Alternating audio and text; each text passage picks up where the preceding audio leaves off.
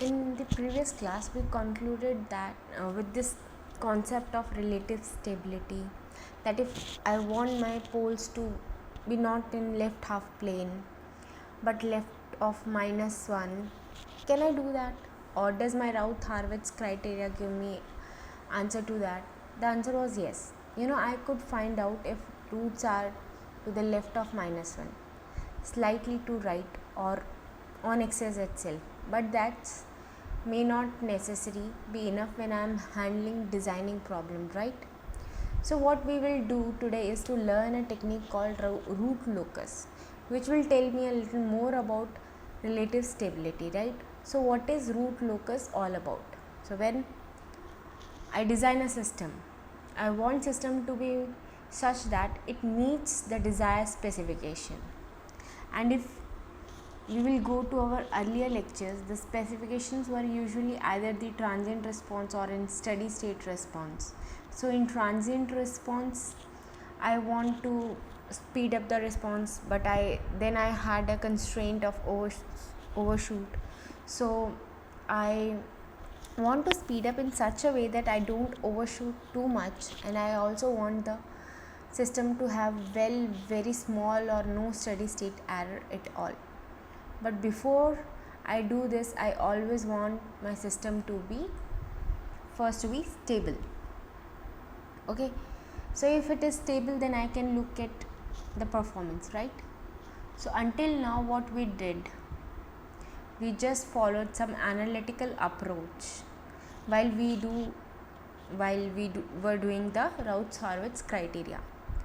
So it doesn't provide, even though it give me some information of relative stability, it doesn't give me too much information.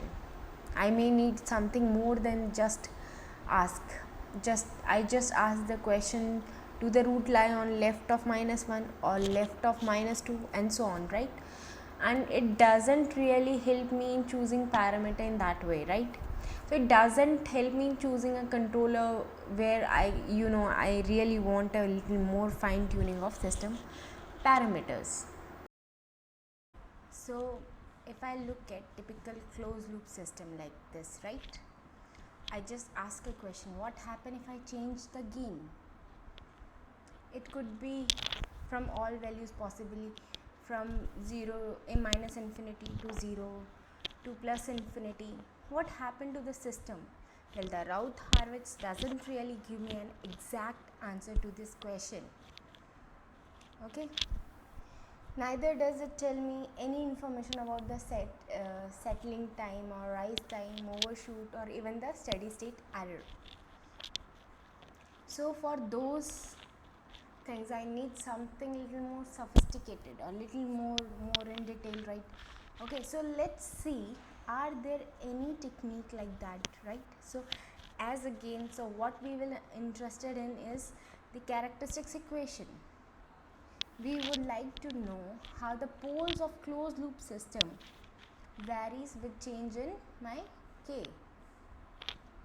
Okay, gain k. So this thing, or this locus of migration of roots of characteristic equation as again k, is called root locus technique, which is introduced by W.R. Evans, in his paper in 1948. So what is this guy? This is a root locus is a technique. It is a graphical technique for sketching the location of the roots of characteristic equation as a certain design parameter, and it's the gain k. It could be something else also. We will see how we will deal with those when this design parameter is varied, and there are different papers where the root locus was introduced. Okay, so let's not get into that for a moment. Let's start with something very small, right? So I start with a second order system. If I were just to draw it, I have my forward transfer function like 1 by s up s plus a. Then my feedback is hs is equals to 1. Then I am having this r, this c. So the characteristics equation of the system will be 1 plus gh is equals to 0. So give me something like this. Okay, now the roots. Okay, so I think I should add a or put again k also on another block. So this will give me this characteristics equation in this way. Okay, so the roots of the second order equation, I have two roots, a minus a plus minus a square minus 4k. So let us analyze how these root changes. So what are the two parameters there? Well, the a change and k will change. So the positive value of a, right, when a is greater than 0, minus a will be less than 0. Additionally, if k is greater than 0, then my system is always stable because of this guy, right? And the root of system always lies in left half plane. So the relative stability now depends on the location of roots, right?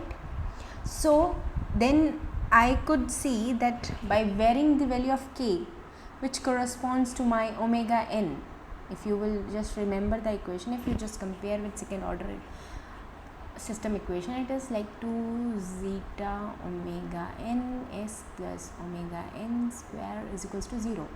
So this corresponds to my a and this corresponds to my k.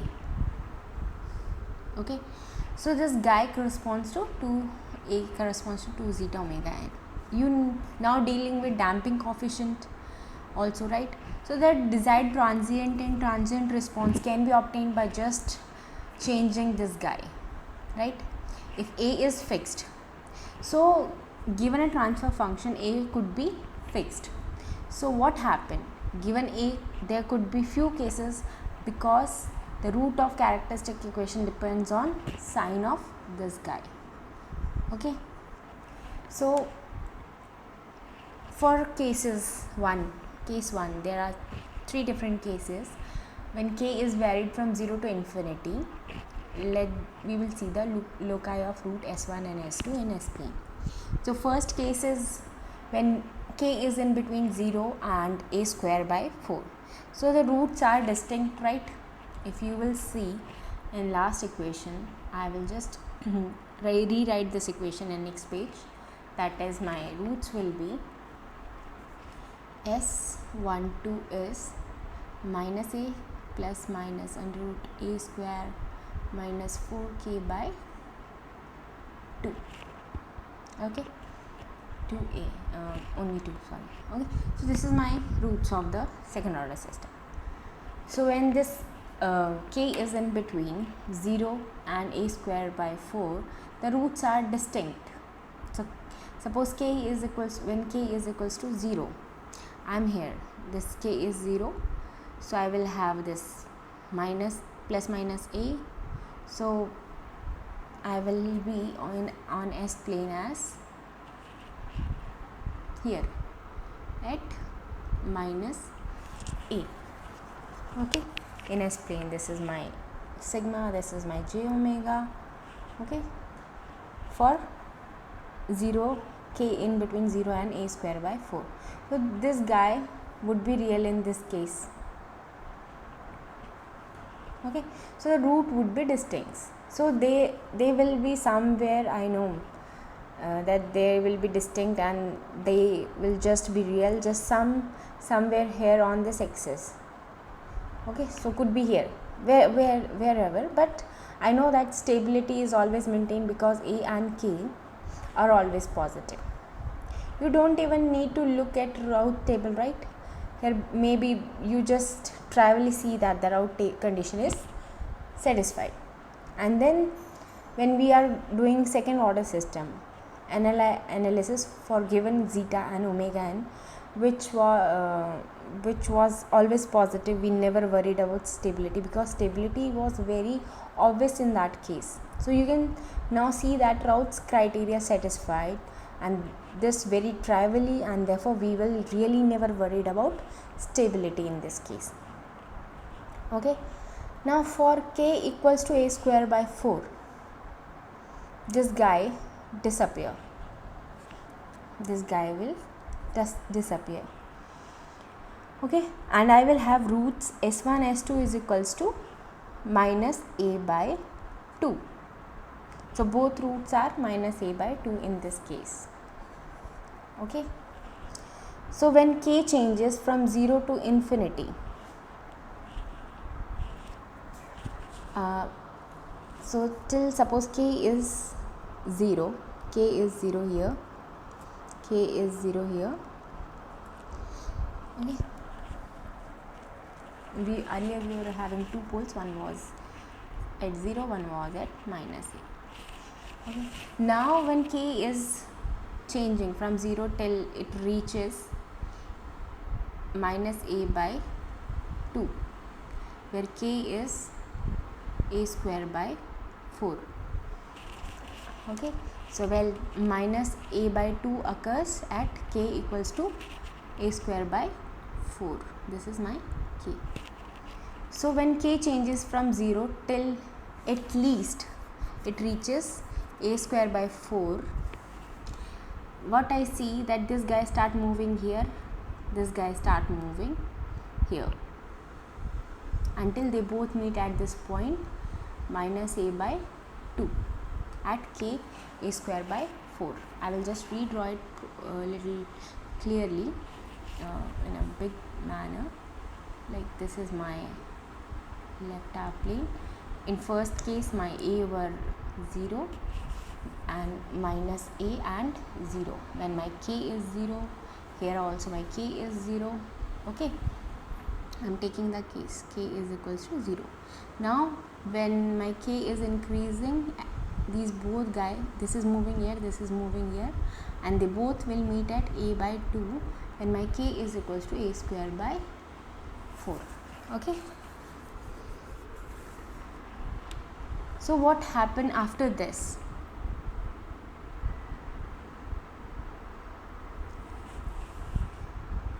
So then we will see when k is greater than a square by 4, a is given to us, right? So this guy remain fixed, this guy will remain fixed. So all real part will be minus a by 2 and the complex part will follow this guy. Okay, so this is fixed. What is changing is my complex part, which means I am just real part is minus a by 2 here and the complex part will keep on changing in between here, like this. So it will be one in this direction, another will be in this direction. Okay, so as we vary the value of k, thus the root moves along vertical line, right here. So they go this way and this way. So what we observed, right, as gain k equals to 0, I am just at the open loop poles. Okay, k increases, both these guys meet here and they again go away, right? So it will just keep moving till infinity. This will keep moving till infinity, both sides. So something nice is happening here, right? So what information I used? I just used this guy g, the forward path g, which we have seen in last slide. Okay, which was 1 by s plus a, right? I am not doing anything with transfer function, with characteristic equation now. I am just interested in now k g, and then how this will be closed loop. Okay, so I have not drawn this one, so I am just taking the information, right?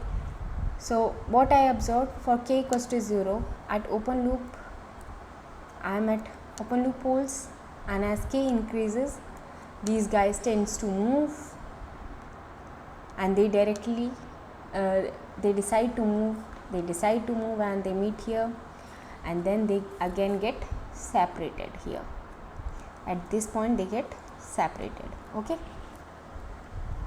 so this is how I just play a very graph of the poles movement. So this is how the route will go. This route will go like this, and this route go will like this. As the k increases, this guy will go here and this guy will go here. Okay, so these guy directions and these will go here and move the directions, right? So what did we know?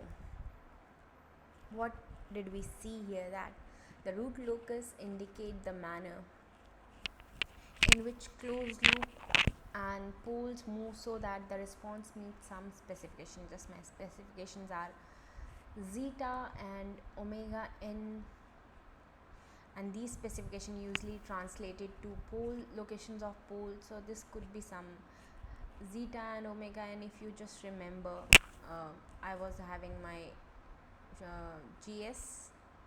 Okay, I'm just rewriting everything. Okay, so GS was my forward transfer function.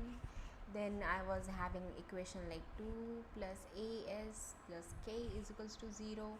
Then I was having my poles. Open loop poles were like open loop poles for this GS's. One is at 0, another is at minus A. Then they keeps on moving at k equals to a square by 4. They meet and then they get again separated. Okay, so this we have seen till now. So this could be zeta and omega n's which would satisfied, which could maybe satisfied by k equals to a square by 4, right? Then I would know, right?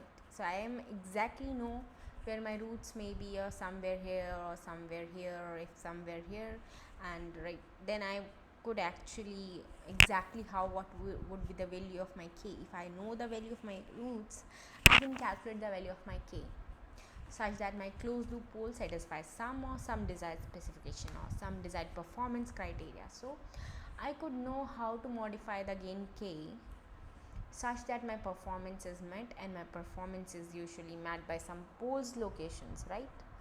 And then I just doing this only with the knowledge of this guy. I started with S open loop poles at 0 and S equals to minus 1. So just the knowledge of open loop system is satisfied to analyze the behavior of system. Detailed study of closed loop is not required. Why? If you see here also, I just started with S at 0 and minus A, and I'm just increasing the value of K. Well, I see how we will formalize this little later. So just by looking at these two, I started open loop, and these were all closed loop. These alls were my closed loop things now, right? And k keeps on increasing, and I'm already in closed loop right here. As k is increasing, I'm already in closed loop. Okay, how closed loop poles are modified starting from here and here from open loops, and I just need to know how my open loop system looks like, and I can just do good study of closed loop. So I don't really need to compute the closed loop poles and analyze things and so on. I just can start with open loop system itself. Okay, so how the poles are related to. So poles locations related to the performance.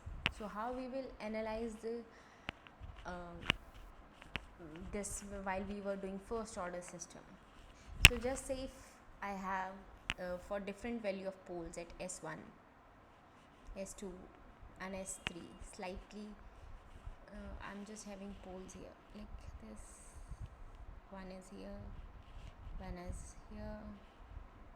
Okay, so I'm having three different poles. So for different value of poles at S1, I will have a faster response, S2 slightly slower, and the slowest will be at S3, right? So this is like how the location of poles influence the performance. This we did while we were doing analysis of first order system. Okay, so these are the time constant. So in general, for a first order system was very easy, right? So all the poles are on the real line, and then based on their location I could determine how they are fast, are they slow. The slowest could be here, and the fastest could be on that side, further away from the origin. If you are near to the origin, the system will be slower, and if you are far away from this origin, the system is faster. Okay.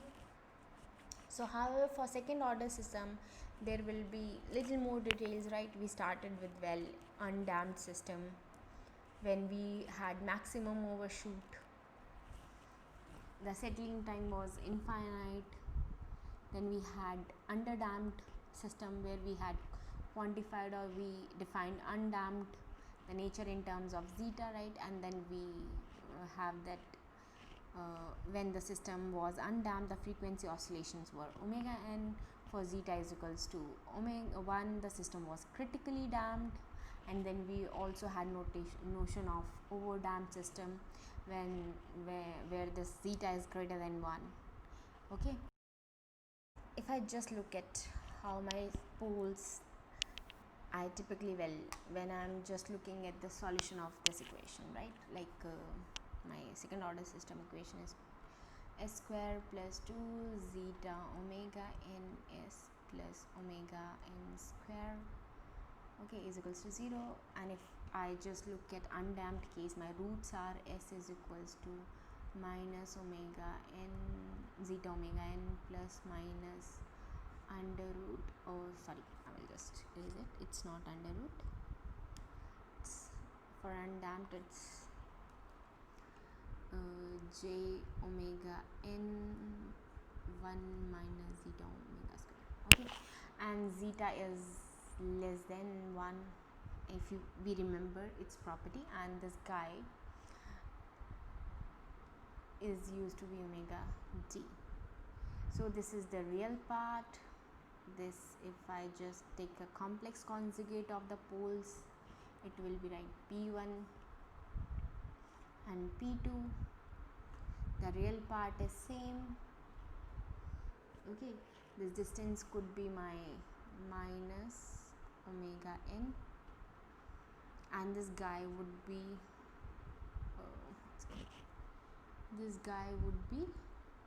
omega d is equals to omega n 1 minus theta square, okay, right? So this is my right angle triangle, and I could say that this is omega n, this line is omega n. So omega n is just square root of this guy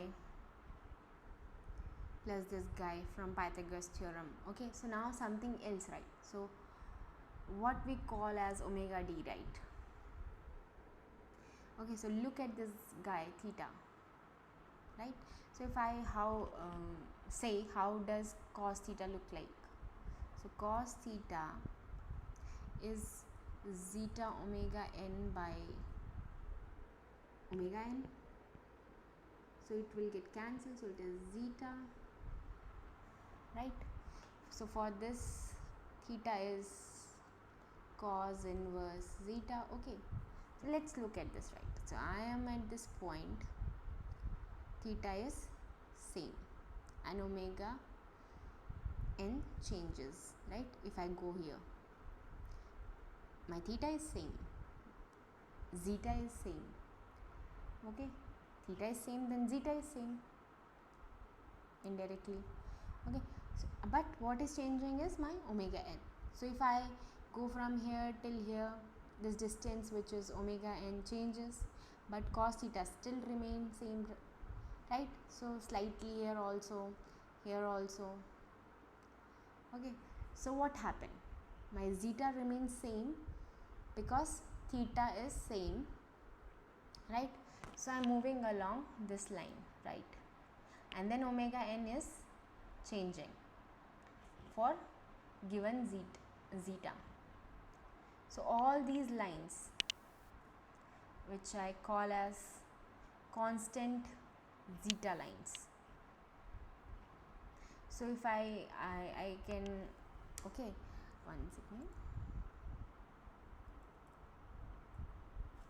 So I can go here, right? I can just take any orbital line here, right? Over here, any line for which theta would be fixed. If I am taking this line, my theta is fixed. If I move along this line, right, my theta will remain fixed, because whereas my omega n is changing. So the behavior could be seen for theta equals to 0. I'm here keep on increasing my theta, and there all these lines are for which theta remains constant. Okay, so at this point you will have different omega n. Okay, so this is locus of poles look like for constant zeta. Now let me keep omega n fixed. So if I just move around some semicircles,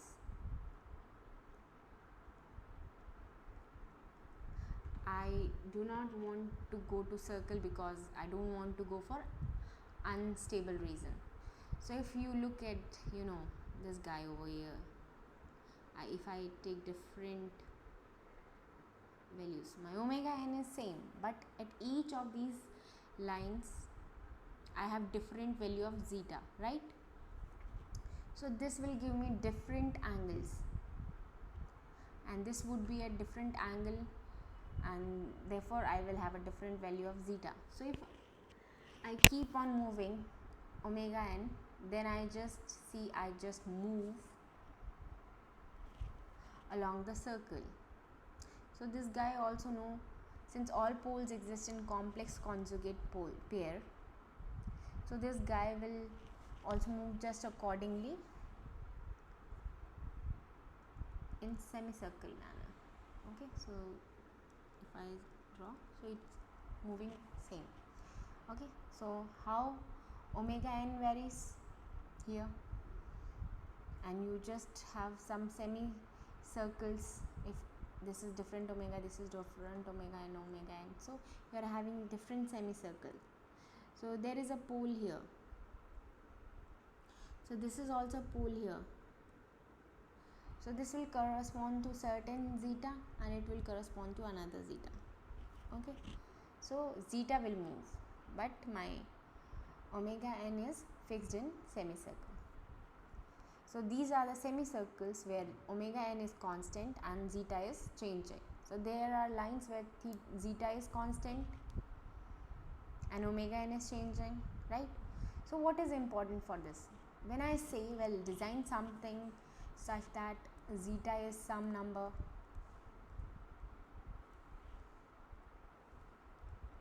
and omega n is also some number. Say zeta is 45 degree and omega n is 1. So you will have a constant omega n circle. Okay, 45 degree and it's 1. Then I have a constant omega n circle, and then I just draw a line which will be at angle 45. Okay, so if this is unit where omega n is 1, so this is my pole. Okay,